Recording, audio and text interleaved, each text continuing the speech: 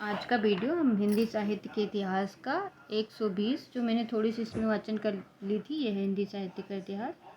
तो मैं अब दोबारा से ही पढ़ूँगी जो तुलसीदास के लिए उनकी पत्नी कहती हैं, वो यहाँ पर है। लाज न लागत आपको दौरे यहू साथ, दिक दिक ऐसे प्रेम को कहाँ कहो मैं नाथ। अस्थिचर मैं देह ममता में जैसी प्रीत, तैसो तो जो श्री राम होत न तो भवी। यह बात तुलसीदास जी को ऐसी लगी कि वे तुरंत काशी आकर विरक्त हो गए। इस वृत्तांत की प्रियदर्शी ने भक्तमाला की अपनी टीका में दिया और तुलसी चरित्र और गोसाई चरित्र में भी इसका उल्लेख है। गोस्वामी जी घर छोड़ने पर कुछ दिन काशी में, फिर काशी से अयोध्या जाकर रहे। बंद हो गया था। उनके पीछे तीर्थ यात्रा करने निकले और जगन्नाथपुरी, रामेश्वर, द्वारका होते हुए बद्री का आश्रम गए। वहां से ये कैलाश और मानसरोवर पर निकल गए। अंत में चित्रकूट आकर ये बहुत दिनों तक रहे, जहां अनेक संतों ने इसकी भेंट हुई। इसके अंतर संवत 1631 में अयोध्या जाकर उन्होंने रामचरितमानस का आरंभ किया और उसे 2 वर्ष 7 महीने समाप्त किया। रामायण का कुछ अंश विशेष किष्किंधा कांड काशी में रचा गया। ये पूछा जाता है रामायण का कौन सा कांड काशी में रचा गया, तो किष्किंधा कांड। यह पूछा जाएगा कि किष्किंधा कांड कहाँ रचा गया है, तो काशी में। रामायण समाप्त होने पर ये अधिकतर काशी में रहा करते थे। वहाँ अनेक शास्त्रार्थ विद्वान इनसे आकर मिला करते थे, क्योंकि उनकी प्रसिद्धि सारे देश में हो चुकी थी। ये प्रसिद्ध विद्वान मधुसूदन सरस्वती से इनसे वाद हुआ था, जिससे प्रसन्न होकर इनकी स्तुति में यह श्लोक उन्होंने कहा था। किसने कहा था ये श्लोक? मधुसूदन ने। किसके प्रशंसा में? तुलसीदास के। अब सुन देखिए ध्यान से। आनंद कानने कश्चिन्गमस तुलसी तरु, कविता मंजरी यस राम भ्रमर भूषिता। तो संस्कृत में है। गोस्वामी के मित्रों और स्नेहियों में नवाब अब्दुल रहीम खाना खान, जिनको रहीम जी कहते हैं, उनका नाम पूरा है अब्दुल रहीम खाना खान, महाराज मान सिंह, नाभा सिंह और सरस्वती आदि कहे जाते हैं। रहीम से इनसे समय समय पर दोहे में लिखा पढ़ी हुआ करती थी। काशी में इनके सबसे बड़े स्नेही और भक्त भदेनी के एक भूमिहर जमींदार टोडर थे, जिनकी मृत्यु होने पर इन्होंने कई दोहे कहे। देखिए क्या दोहे कहे तुलसीदास ने टोडरमल के मृत्यु में। कौन थे वो? भूमिहार जमींदार थे। 4 गांव को ठाकुरो, मन को वहाँ महीप, तुलसी या काली काल में आथह टोटर दीप। तुलसी राम स्नेह की, सिर पर भारी भारू, टोडर कांधा नहीं दियो, सब कही रहे उतारू।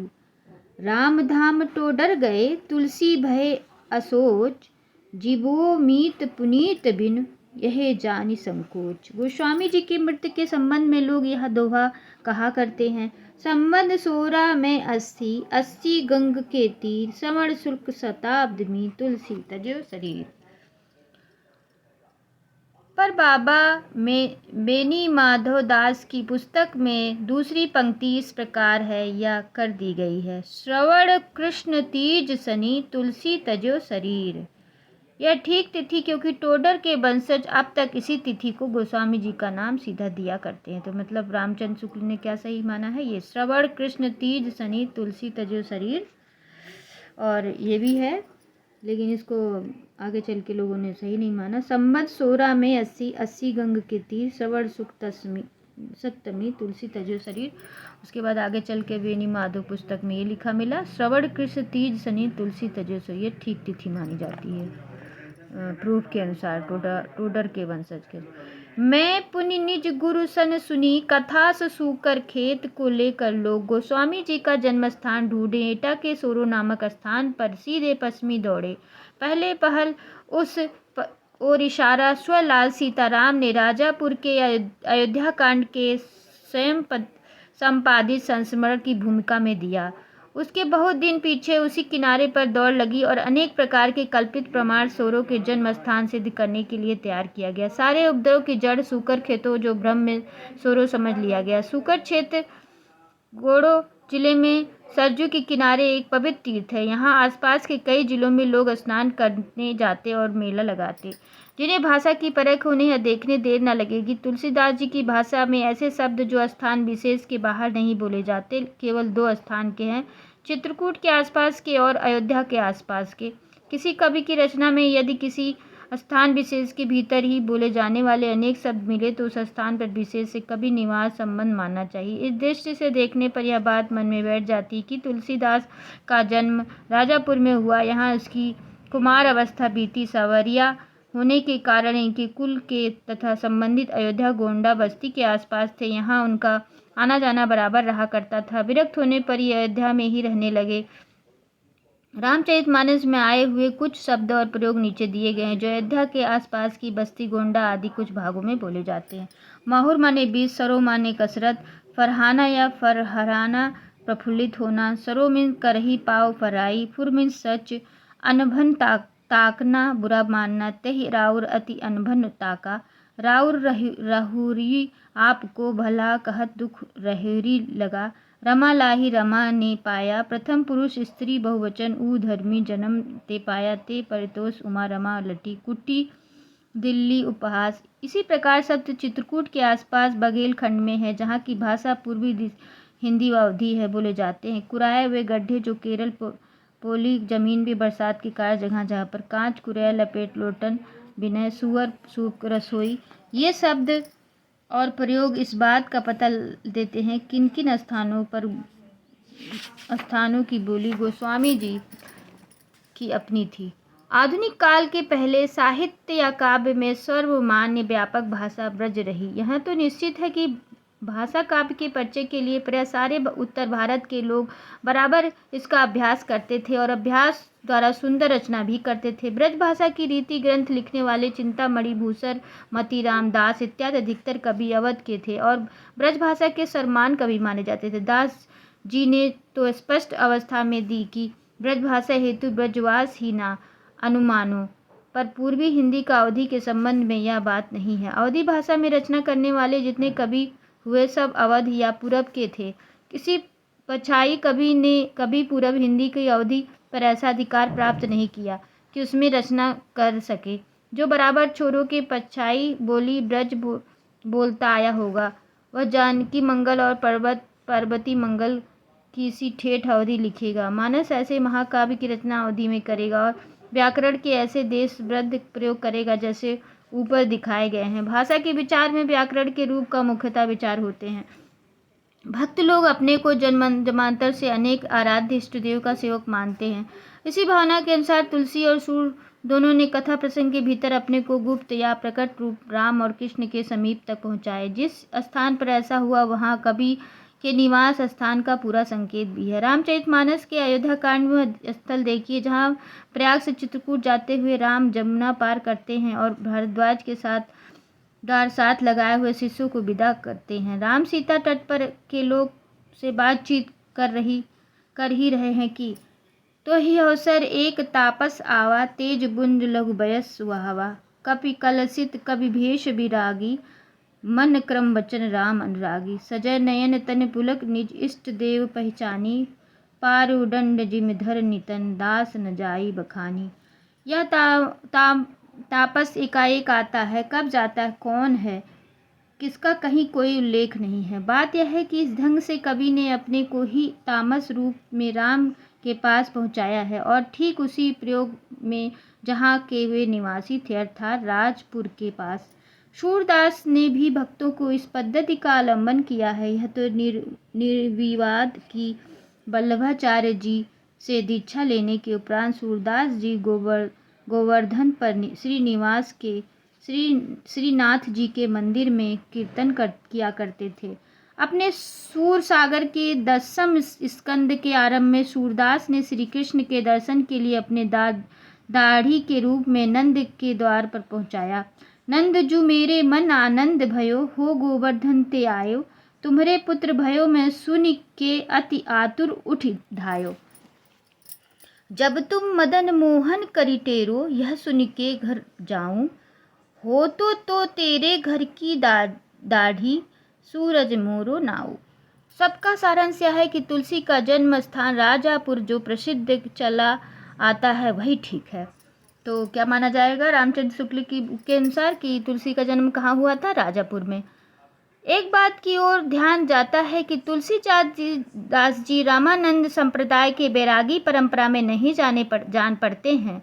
उक्त संप्रदाय के अंतर्गत जितनी शिष्य परंपराएं मानी जाती है उनमें तुलसीदास का नाम कहीं नहीं। रामानंद परंपरा में सम्मिलित करने के लिए उन्हें नरहरि दास का शिष्य बताकर जो परंपरा मिलाई गई वह कल्पित प्रतीक होती है। वे रोगोपासक वैष्णव अवश्य थे पर स्मार्ट वैष्णव थे। गोस्वामी जी के मृदुभाव की हिंदी काव्य क्षेत्र में एक चमत्कार समझना चाहिए। हिंदी काव्य की भक्ति का पूर्व प्रसार उसकी रचनाओं से भी पहले दिखाई पड़ा। वीरगाथा काल के कवि अपने संकुचित क्षेत्र में काव्य भाषा के पुराने रूप को लेकर एक विशेष शैली की परंपरा निभाते आ रहे थे।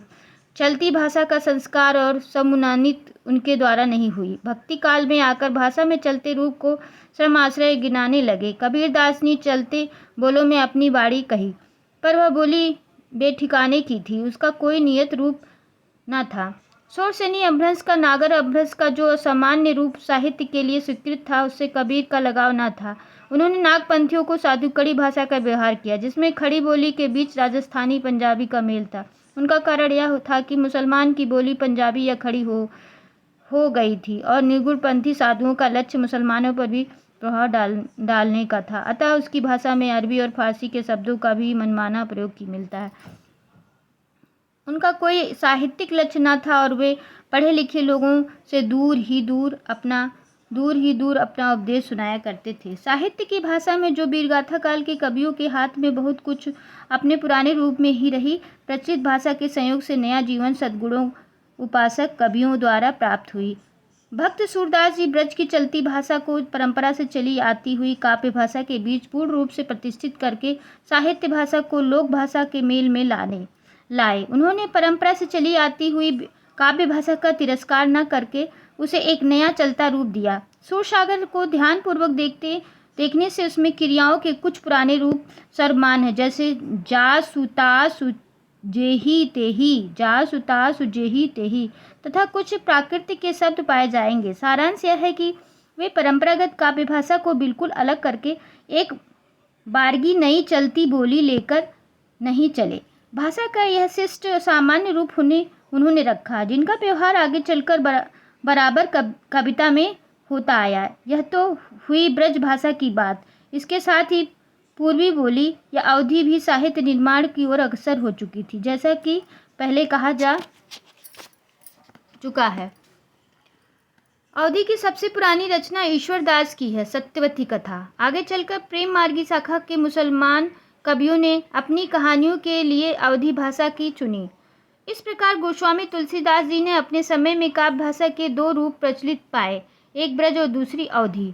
दोनों में उन्होंने सामान्य अधिकार के साथ रचनाओं की भाषा पद के स्वरूप को लेते हैं जो गोस्वामी जी सामने कई शैलियों में प्रचलित थी, जिनमें से मुख्य ये हैं। वीरगाथा काल की छप्पैया पद्धति, पहला। दूसरा विद्यापति और सूरदास की गीत पद्धति। तीसरा गंगा आदि भाटों की कवित्व सवैया पद्धति। चौथा कबीर दास की नीति संबंधित बानी को दोहा पद्धति जो अपभ्रंश से चली आती थी। पांचवा ईश्वरदास के दोहे चौपाई प्रबंध पद्धति। इस प्रकार काव्य भाषा के दो रूप और रचना की 5 मुख्य शैलियाँ साहित्य क्षेत्र में गोस्वामी जी को मिली। कौन सी 5 शैलियाँ मिली? जैसे सही गलत के लिए आ सकता है तो देखिए, पहला वीरगाथा काल की 56 पद्धति। दूसरा विद्यापति और सूरदास की गीत पद्धति। तीसरा गंगा आदि भाटों में कबीर सवैया पद्धति।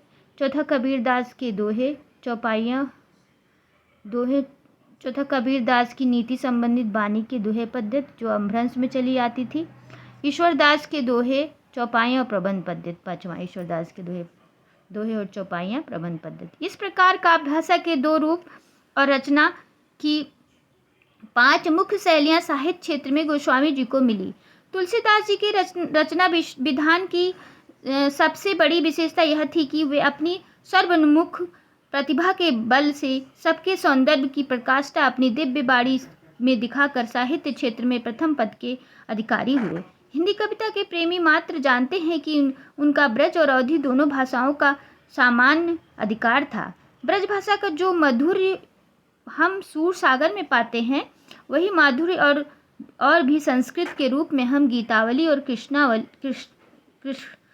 गीतावली में पाते हैं। माधुर्य और भी संस्कृत में रूप में हम गीतावली और कृष्ण गीतावली में पाते हैं।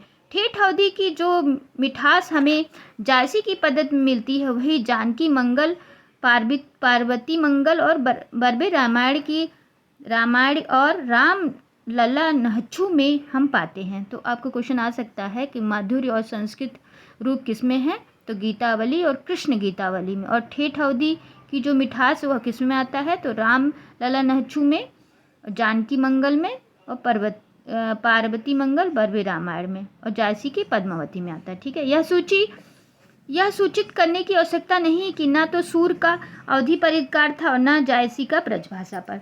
प्रचलित रचना शैली में उनका इसी स्थान पर पूर्ण अधिकार हम पाते हैं। वीरगाथा काल के छप्पया पद्धति पर इनकी रचना थोड़ी है, पर इसकी निपुणता पूर्ण रूप से प्रदर्शित करती है। जैसे करतहु बिटप भूधर उपारी पर सेन बरखन, कतहु बाजी सो बाजी मदी गजराज कर खत, चरण चोट चटकन चकोट अरि उर सिर बज्जत, बिकट कटत बिद्दत बीर बरित जिमि गज्जत, लंगूर लपेटत पड्डति पट, जयति राम जय उच्चट, तुलसीदास पर्वत नंदन अटल शुद्ध गुद कोतिक करत, डिगति उर्द अति गुर सर्व पर्व समुंद सर, बाल वधीर ते ही काल बिकल दिगपाल चराचर, दिग्गयद रखरत परत दस कंड मुक्त भर, सूर विमान हिम भानु संघटि होत परस्पर, चौके विरचित शंकर सहित कोल कमंड अहिकल मंच, ब्राह्मण खंड किए चंदुनी जपहि राम शिवधन तल्यो। विद्यापति और सूरदास की गीत पद्धति पर उन्होंने बहुत विस्तृत और बड़ी सुंदर रचना की। सूरदास की रचना में संस्कृति की कोमल कांत पदावली और अनुप्रासों की वह विचित्र योजना नहीं है जो गोस्वामी जी की रचना में है। यानी कोमल कांत पदावली और अनुप्रास की विचित्र योजना किसमें नहीं है, सूरदास की पदों में, और गोस्वामी जी की रचना में है। ये आ सकता है, तो देखिए ध्यान से सही गलत में कि कोमल कांत और पदावली अनुप्रास की जो रचना है वो सूरदास में नहीं है और गोस्वामी तुलसीदास की रचना में है। दोनों भक्त शिरोमणियों की रचना में यह भेद ध्यान देने योग्य है और इस पर ध्यान अवश्य जाता है। गोस्वामी की रचना अधिक संस्कृत गर्भित है, पर इसका यह अभिप्राय नहीं कि इनके पदों में शुद्ध देश भाषा का माधुर्य नहीं। इन्होंने दोनों प्रकार की मधुरता का बहुत ही अनूठा मिश्रण किया है। विनय पत्रिका के प्रारंभिक स्त्रोतों में जो संस्कृत पद विन्यास है उसमें गीत गोविंद के पद विन्यास से कहीं कर्कश देखने योग्य है। हृदय के विचित्र भाव में व्यंजना गीतावली के मधुर पदों में देखने में आता है। कौशल्या के सामने भरत अपनी आत्मग्लानि की व्यंजना किन शब्दों में करते हैं, देखिए। जो हो मतुमते महे हुए हो, तो जननी जग में यह मुख की कहाँ कालिम धेवे, क्यों वो अज होत सुचि सपथनी कौन माने साची, महिमा मृग कौन सुकिच खल बच बिसत बाचे। इस प्रकार चित्रकूट में राम के सम्मुख जाते हुए भरत की दशा का भी सुंदर चित्रण है। बिलेके दूत तो वीर मन काहुड़ तन पुलक मिथिल भयो, नयन नलिन भरे नीर, गाढ़त गोड़ मनोकंचित पके मह, गणत प्रेम बल धीर। गीतावली की रचना में गोस्वामी ने सूरदास की अनुकरण पर की है। बाल लीला के कई एक पद जो के त्यों सूरसागर में भी मिलते हैं, केवल राम श्याम का अंतर है। लंका कांड तक की कथा की अनेक रूपता के अनुसार मार्मिक स्थलों का जो चुनाव हुआ वह तुलसीदास के सर्वत्र अनुरूप है, पर उत्तरकांड में जाकर सूर पद्धति के अतिशय अनुकरण के कारण उनका गंभीर व्यक्तित्व तिरोहित सा हो गया। जिस रूप में राम को उन्होंने शरबत किया उसका भी ध्यान उन्हें नहीं रह गया। सूरदास ने जिस प्रकार गोपियों के साथ श्री कृष्ण हिडोला झूलते हैं, होली खेलते हैं, वही करते राम भी दिखाए गए। इतना अवश्य है कि सीता और सखियां पूर्ण नारियों का राम की ओर पूज्य भाव के प्रकट होता है। यानी कि जो लीलाएं दिखाए गए हैं वो रामायण में भी तुलसीदास जी ने सूरदास का नकल किया, ये कह रहे हैं। राम की नक्सिक शोभा का अलंकृत वर्णन भी सूर की शैली पर बहुत से पदों में लगातार चला गया है। सरजू तट के इस आदर्शों को आगे चल कर रसिक लोग क्या रूप देंगे, इसका ख्याल गोस्वामी जी को ना रहा। गंगा आदि भाटों की कवित्त सवैया पद्धति पर भी इसी प्रकार का सारा रामचरित गोस्वामी जी कह गए, जिसमें नाना रसों का सन्निवेश अत्यंत विशद रूप में और अत्यंत पुष्ट और स्वच्छ भाषा में मिलता है। नाना रसमयी राम कथा तुलसीदास जी ने अनेक प्रकार की रचनाओं में कही। कवितावली में रसानुकूल शब्द योजना बड़ी सुंदर है, जो तुलसीदास ऐसी कोमल भाषा का व्यवहार करते हैं। देखिए, ठीक है, तुलसीदास की कोमल भाषा पे कैसी। राम को रूप निहारत जानकी, कंगन के नग की परछाई, याते सबे सुधि धूल गई, कर टेक रही पल डारत नाही। गौरे गारूर गुमान भरो, यह कौशिक छोटो सो ठोटो है काको।